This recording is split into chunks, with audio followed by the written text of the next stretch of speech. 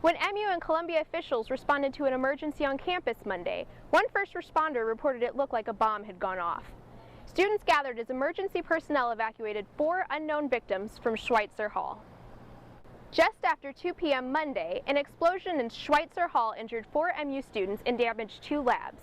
The explosion was caused when hydrogen gas inside one of the labs ignited, blowing out 17 of the building's windows and injuring those inside. Captain Eric Hartman of the Columbia Fire Department says that the students were taken to the University Hospital, where one student was admitted and treated for serious injuries. We did have 4 total injuries, 1 with critical injuries or life-threatening injuries transported from the scene, 2 with moderate injuries, and 1 with minor injuries, and they were all taken to University Hospital. 2 of them were postdoctoral students, 1 was a graduate student. I don't know a status on the 4th victim, nor do I know what injuries corresponded with which person.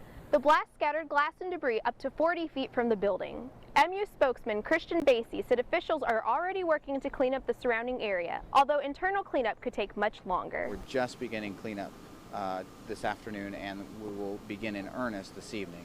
Right now what they're trying to do is to vacuum the glass that has obviously been blown out from the building. The inside of the laboratory, there's a lot more debris in there, and so there will be cleanup on that building in addition to the laboratory underneath that was damaged moderately by water. Basie said no classes currently meet in the building and that the cause of the explosion is still under investigation.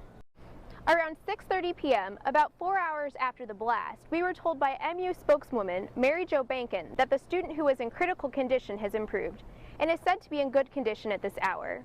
You can stay with the Maneater for continuing coverage of the story on our website at themaneater.com. For the Maneater, I'm Nicole Garner in Columbia.